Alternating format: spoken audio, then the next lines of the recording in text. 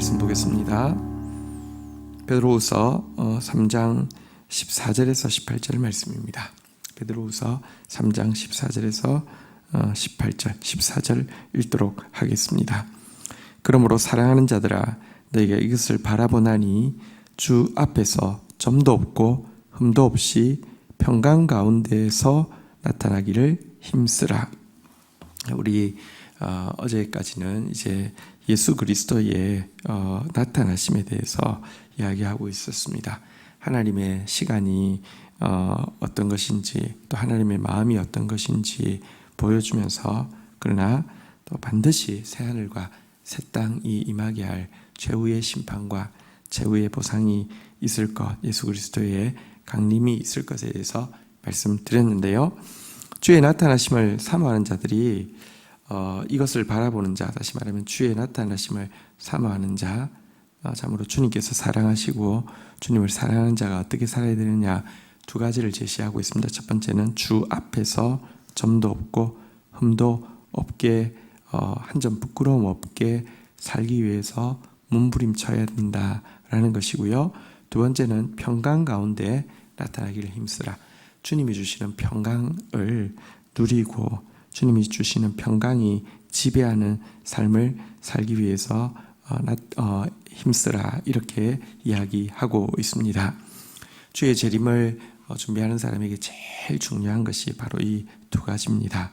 하나님 앞에서 흠없이 살기 위해서 몸부림치는 것, 주의 평강이 지배하는 삶, 이 두 가지입니다. 오늘도 죄가 많은 세상 가운데 살고요, 오늘도 우리를 불안하게 하고 두렵게 하는 것이 많은 세상 가운데 삽니다. 우리의 노력으로 흠도 없고 점도 없다, 불가능하죠. 예수 그리스도만이 흠없고 점없는 제물이 되십니다. 흠없고 점없다는 것은 이렇게 하나님 앞에 드리는 제물이 이렇게 온전한 것을 이야기하는데요. 온전한 제물을 우리가 드릴 수 있었다고 하면 어떻게 예수 그리스도께서 십자가 죽으셔야만 됐겠습니까? 우리로서 흠없고 점없다는 것 불가능합니다. 그러나 주 앞에서라는 것은요, 주님이 보시기에 이런 뜻인데요. 하나님은 긍휼의 눈으로 우리를 바라보시는데, 긍휼의 눈으로 바라보실 때에 흠없다, 점없다 인정해 주시는 것, 의롭다 인정해 주시는 것, 칭의라고 하죠. 칭의를 덧입는 것은 정직과 겸손이라고, 정직과 겸손이 믿음이라고 말씀드렸잖아요. 믿음으로 의롭다함을 칭함받는 것이잖아요. 우리가 오늘도 하나님 앞에서 정직하게 죄를 인정하고 겸손하게 주님을 의지하면서 예수 그리스도의 점도 없고 흠도 없는 희생을 의지할 때 주님은 우리를 보시면서 흠없다, 점이 없다 기쁘게 받아주십니다. 주님의 평강이 지배하는 삶, 여러분, 주님을 크게 보면 주님이 내니 두려워하지 말라, 평안하라 하면 평안할 수 있습니다. 세상을 크게 보면 절대 평안할 수 없습니다. 베드로가 흉흉한 바다에서도 주님 보고는요, 발걸음을 내딛어서 걸을 수도 있었지만 파도를 볼 때는요, 또 금방 빠질 수밖에 없습니다. 오늘도 그 주님이 주시는 평강, 주님이 주시는 칭의 덧입고 주님 오심을 예비하는 그런 저와 여러분 되시기를 주의 이름으로 축원드립니다.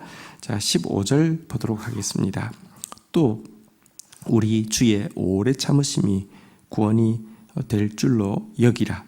우리 사랑하는 형제 바울도 그 받은 지혜대로 너희에게 이같이 썼고, 자, 여기 보니까 또 한 가지 주의 강림을 사모하는 자가 살아야 되는 자세가 있습니다. 우리 주의 오래 참으심이 구원이 될 줄로 여기라. 자, 우리는 참 이중적입니다. 자신에 대해서 하나님이 오래 참아주시기를 원하시고요, 다른 사람에 대해서, 세상에 대해서는 하나님이 빨리 심판해 주기를 원하십니다. 굉장히 이중적이죠. 그런데 여기 이야기는 주의 오래 참으심이 나 자신에게 구원이 될 줄로 여기라. 우리가 기도할 때 그럽니다. 자기에 대해서 오래 참아주신다고 하나님 앞에 원망하는 사람 아무도 없습니다. 근데 세상에 대해서, 죄인에 대해서 자기가 생각하는, 자기도 죄인이지만 자기한테 힘들게 하는 사람에 대해서 오래 참으시는 것에 대해서는 굉장히 억울하게 생각하고 분하게 생각하고 하나님이 게으르시고 하나님이 기도를 잘 듣지 않으신다고 불평하기가 십상입니다. 근데요, 오늘 베드로의 이야기는 주의 오래 참으심이 다른 누구를 위해서가 아니라 나를 위해서 필요한 것이다, 이렇게 이야기를 하고 있습니다. 지금 오래 참으시는 것은 한 사람도 멸망치 않고 다 구원에 이르기를 원하신다고 했는데, 아니 하나님 그래도 너무 지나칩니다. 좀 오래 참으시지 마십시오 라고 이야기하지만 주님의 오래 참으심이 조금만 감해도 다른 누가 아니라 내가 구원받지 못한다는 거 기억하라. 나는 이 정도만 참아주셔도 넉넉히 구원받는데 그 정도까지만 하십시오 라고 이야기하는 근저에는요, 사실은 나는 이 정도까지면 괜찮다, 괜찮은 죄인이고 하나님께서 수습 가능한 죄인이고 하나님께서 약간만 노력을 들여도 멀쩡해지는 죄인이다, 이런 근거가 있기 때문에 자꾸 하나님의 인내하심에 대해서 원망합니다. 나를 위해서는 이 정도까지는 시간이 필요하지 않는데 저것 때문에 이렇게 하나님께서 인내하시는 거, 그게 분하고 억울하다는 것이죠. 그렇지 않습니다. 주님의 인내가 필요한 이유는 바로 나 때문입니다. 이와 같은 모습이 겸손의 마음이죠. 어쨌든 이런 마음 가지라, 이렇게 이야기하고 있습니다. 주님이 나 때문에 심판하지 못하는 것입니다. 주님이 나 때문에 강림하지 못하시는 것입니다. 이것이 또 실제입니다. 이런 겸손한 마음 가져야지 주의 강림하심을 기쁘게 또 감격하면서 기다릴 수 있다라고 이야기하고 있습니다. 자, 그리고 나서 사랑하는 형제 바울이 그가 받은 지혜대로 성도들에게 쓴 것에 대해서 이렇게 좀 이야기를 하고 있는데요. 우선은 바울의 가르침을 베드로나 혹은 야고보의 가르침과 대비해 가지고 이제 악용하는 사람들이 있었는데요. 어떤 의미에서 인간적으로 생각하면 베드로에게 바울은 라이벌 의식을 느낄 수 있고 질투할 수도 있고 좀 깔아뭉개고 싶은 대상일 수도 있잖아요, 그죠? 근데요, 우리 앞에 보면 하나님을 제대로 알면, 예수 그리스도를 알기에 게으르지 아니하며 믿음의 덕을, 덕의 지식을, 지식의 절제, 절제의 인내, 인내의 경건, 경건의 형제의의 사랑이 더해지며 어떤 결과가 나오느냐. 여기도 보니까 우리가 사랑하는 형제 바울도 이렇게 이야기를 하고 있습니다. 바울이 우리를 굉장히 존경해요. 바울이 우리를 함부로 대하지 않아요. 바울이 우리에 대해서 굉장히 리스펙트해요. 이렇게 이야기하는 게 아니라 우리가 사랑하는 형제 바울 이러면서 우리가 참 존경하고 존중하고 귀하게 생각하는 형제 바울이라고 생각하면서 이미 경쟁의식이나 시기심 이런 것이 전혀 없음을 보여주고 있습니다. 그런데 이 바울의 가르침, 믿음으로 의에 이른다는 가르침이 사실 당시 수많은 사람들에게 이렇게 악용되어지고 있었음을 보여줍니다. 이것을요, 자, 우리 16절 한번 보도록 하겠습니다. 같이 읽겠습니다. 시작. 또 그 모든 편지에도 이러한 일에 관하여 말하였으되 그 중에 알기 어려운 것이 들어 있으니 무식한 자들과 굳세지 못한 자들은 다른 성경과 같이 그것도 억지로 풀다가 스스로 멸망에 이르렀느니라. 바울이 여러 서신을 통하여서 이제 그가 받은 지혜대로 쓴 내용이 일부는 알기 어렵고, 그래서 어떤 무식한 사람, 굳세지 못한 사람들이 성경을 앞에 보니까 사사로이 풀면 안 된다는데 단독으로 풀면 안 된다는 뜻인데 단독으로 이 구절들을 풀다가 멸망에 이르렀다라고 지금 이야기를 하고 있습니다. 믿음으로 구원받는다. 오직 믿음으로, 의인은 오직 믿음으로 말미암아 산다. 이것을요, 당시 이 로마 그리스 사회를 지배하고 있던 헬레니즘의 철학인 이 영과 육을 분리하는 이원론, 우리 지난주도 들었죠. 그 소크라테스도 이제 이 영적인 거는 인간적인 것에 비해서 훨씬 더 고귀한 것이고, 이게 들어올 때는 같이 있을 수 없기 때문에 쫓겨나갔다가 이게 빠져나가야지 들어온다. 이게 이제 전형적인 헬라의 이원론입니다. 영과 육은 철저히 분리되어 있고, 영은 고귀하고 육은 비천하다, 이런 제 이원론인데요. 여기다가 연결시켜서 영과 육을 딱 나누고 나서 믿음과 행위도 분리를 시켜서 믿는 것, 영적인 믿음, 그걸 이제 영적인 지식이라고 이야기하죠. 영지주의라고 하는데요. 그노시스, 이게 이제 이제 뭘 알다라는 뜻인데, 이 영지주의 이단이 영적인 믿음만 있으면 육체적인 행위는 무엇을 하든지 죄가 되지 않는다라는 교리로 바꾸어가지고 수많은 사람들을 미혹을 시켜가지고 육적인 행위로 많은 죄를 짓게 하면서도 자기는 구원받았다고 주장하게 하는 이 일을 지적하고 있습니다. 베드로가 이 편지를 쓸 때에도 벌써 이렇게 왜곡되어진 가르침이 있었다는 것입니다. 모세가 율법을 받고 있을 바로 그때에 이스라엘 백성들이 금송아지를 만들었습니다. 금송아지는 다른 게 아니라 금송아지를 하나님이라고, 그러니까 우리를 애굽에서 이끌어낸 신을 보라, 그러니까 하나님을 금송아지로 전락시킨 것처럼 복음을 이렇게 이단으로 전락시키는 것은요, 그 즉각 나올 수 있는 일입니다. 예를 들어 무슨 그런 이야기가 있잖아요. 무슨 제품이 출시되는 순간 중국에서 짝퉁이 거의 한 주만 해도, 한 주도 안 걸려서 나온다, 그런 이야기 하잖아요. 그 정도로 사단은요, 이렇게 진리를 왜곡시키는 일을 끊임없이 한다는 것입니다. 자, 그런데요, 17절 보도록 하겠습니다. 같이 읽겠습니다. 시작. 그러므로 사랑하는 자들아, 너희가 이것을 미리 알았은즉 부법한 자의 미혹에 이끌려 너희가 구센돼서 떨어질까 삼가라. 또한 우리를 사랑하는 자들이라고 부르면서 너희가 이것을 미리 알았다 그랬는데요.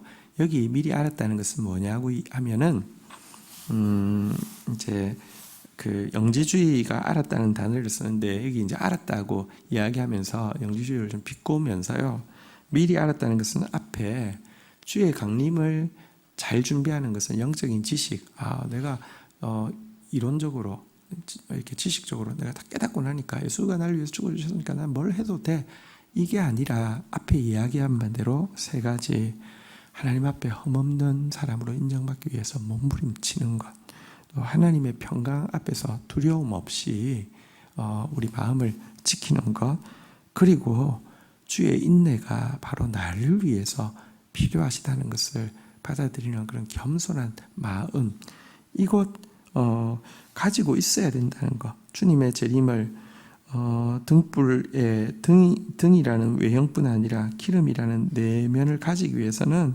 아무도 경건함과 거룩한 행실이 없이는 주 앞에 설 수 없다라는 성경의 일관된 가르침을 잊지 말아야 한다는 것입니다. 그러지 않으면은 우리는 미혹에 빠지고 이 구원의 든든한 이제 반석에서부터 떨어지게 된다, 이렇게 이야기하고 있습니다. 성경에 바울 서신에도 그런 내용이 있습니다. 성경에 명백한 두 반석이 있다고 이야기합니다. 하나는 하나님은 자기 백성을 아신다는 것입니다. 자꾸 이단은 이야기합니다. 너 이렇게 하나님이 너 못 알아볼 거야. 자꾸 이제 위협을 합니다. 부모가 자식이 10명이라고 10번째는 기억이 잘 안 날 수가 있겠습니까? 하나님은 자기 자녀를 아십니다. 절대로 모를 수가 없습니다.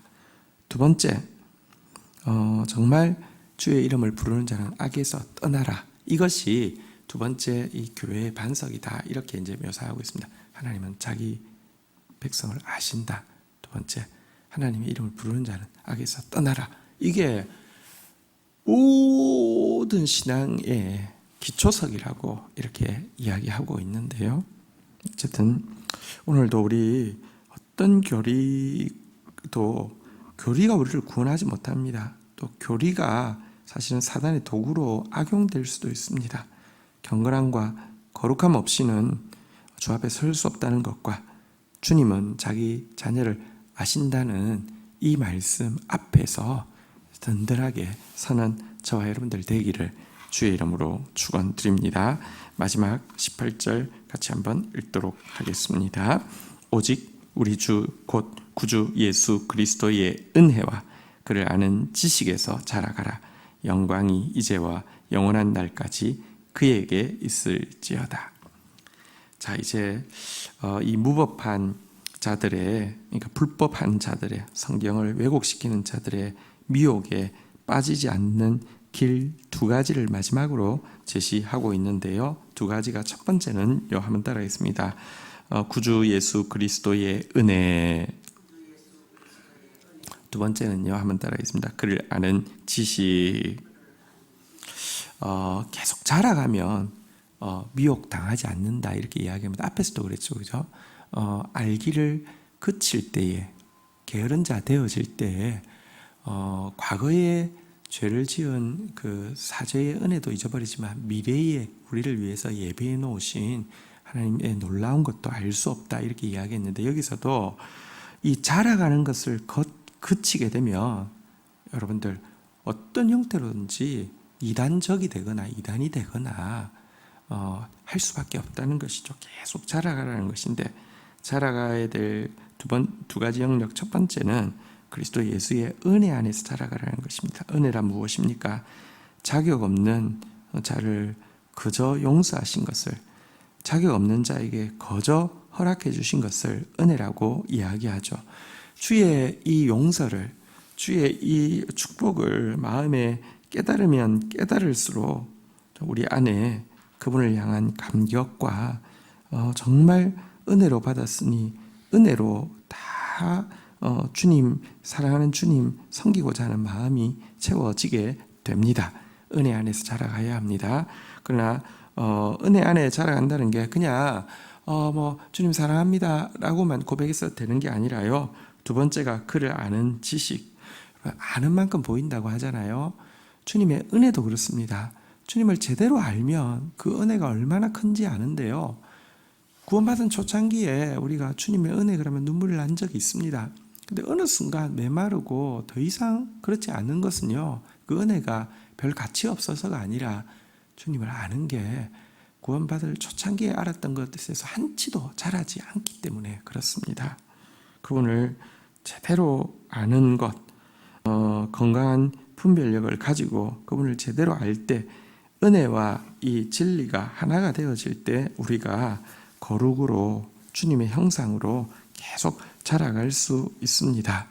그렇게 되어야지만 끝까지 하나님께 영광 돌리는 삶, 영광이 이제와 영원한 날까지 그에게 있을지어다. 천국 가서도 우리 그분께 영광 돌리게 될 것입니다. 왜냐하면 이제는 아무런 장애 없이 그분을 알게 될 텐데요. 그분을 알면 그분께 영광 돌리지 않을 수 없습니다. 그분의 손에 난 못자국과 허리에 난 장자국, 그분의 은혜를 깨달으면 그분께 영광 돌리지 않을 수 없습니다. 오늘도 은혜와 진리 가운데 점점 더 자라가는 저희들 되셔서 점점 더 평강을 누리고 점점 더 의롭다 칭함을 받고 점점 더 겸손하게 주님의 오래 참으심을 찬양하는, 점점 더 주님께 영광 돌리는 저와 여러분 되시기를 주의 이름으로 축복합니다. 주신 말씀 붙잡고 우리 주님 앞에 나아가 기도하는 시간 가지도록 하겠습니다. 함께 기도하시겠습니다. 하나님 감사합니다. 오늘도 그리스도의 강림을 기다리는 자가 어떻게 살아야 될지 알게 해주셨사오니 하나님 정말 흠없이 점없이 주 앞에 설 수 있도록 주님의 칭의를 받을 수 있도록 몸부림치는 자 되어지게 하여 주옵소서. 정직한 자 되어지게 하여 주옵소서. 주님, 주의 평강이 우리를 지배하여서 우리를 두렵게 하고 우리를 낙담시키고 우리를 좌절시키는 건 많지만 하나님 주님을 크게 바라보며 주님의 평안을 누리는 자 되어질 수 있도록 인도하여 주시옵소서. 주님의 오래 참으심에 가장 필요한 한 사람이 바로 저임을 고백하며 주의 오래 참으심에 대해서 원망하는 자가 아니라 감격하는 자로 살아드릴 수 있도록 저희를 겸손하게 하여 주시옵소서. 하나님, 주님이 우리를 아신다는 사실로 인하여서 든든하게 하여 주시고, 주의 이름을 부르는 자는 악에서 떠나라고 하신 명령 앞에서 오늘도 저희 행실을 돌아보고 정말 주의 뜻을 행하기 위해서 우리에게 주신 자유를 사용하지, 범죄하는 데 우리의 자유를 사용하지 않도록 붙들어 주시옵소서. 오늘 하루도 주의 은혜를 더 깊이 체험하게 하여 주시고, 예수 그리스도 어떤 분이신지 더 깊이 알아가는 하루 되어져서 주님께 영광 돌리는 하루 되게 인도하여 주옵소서. 예수 그리스도의 이름으로 기도 올립니다. 아멘.